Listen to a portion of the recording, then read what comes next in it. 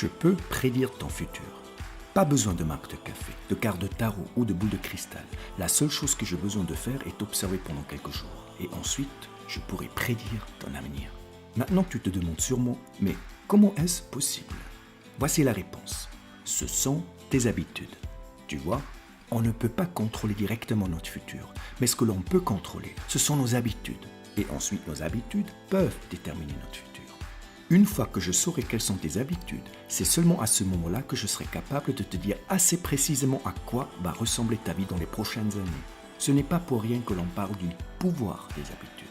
Les habitudes sont très souvent incomprises, négligées, complètement sous-estimées. Et pourtant, elles sont une force très puissante dans notre vie. Elles sont si subtiles qu'on les prend souvent pour acquises. Et elles sont si puissantes que le succès et l'avenir de quelqu'un peut en dépendre. Plusieurs recherches en psychologie révèlent que 95% de chaque chose que l'on ressent, pense, fait et accomplit est le résultat d'une habitude apprise. Nous tous sommes nés avec des instincts naturels. Mais ce n'est pas le cas des habitudes, on les développe avec le temps. Durant notre enfance, nous apprenons une série de réflexes conditionnés qui nous aident à réagir automatiquement sans devoir y penser. Et ceci dans la plupart des situations qui se ressemblent. Vivre en mode pilote automatique a bien sûr des avantages. On ne peut pas être conscient en permanence et réfléchir à chaque petite étape d'une simple tâche ordinaire comme par exemple faire le petit déjeuner, amener les enfants à l'école, prendre une douche, conduire au travail, etc. Si c'était le cas, notre vie serait beaucoup trop compliquée et fatigante à vivre.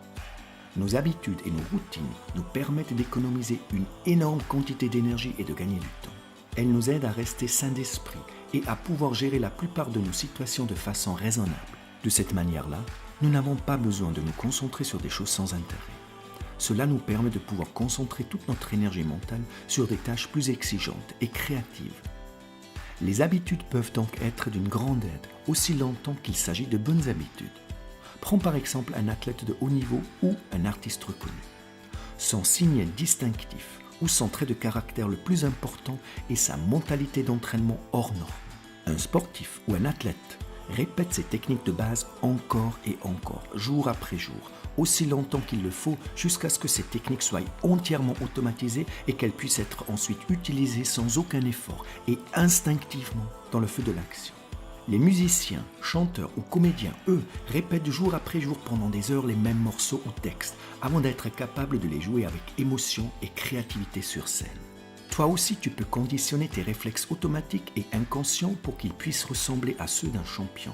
Avec assez d'entraînement et de répétitions suffisamment nombreuses, n'importe quel comportement, qu'il soit bon ou mauvais, devient automatique au fil du temps.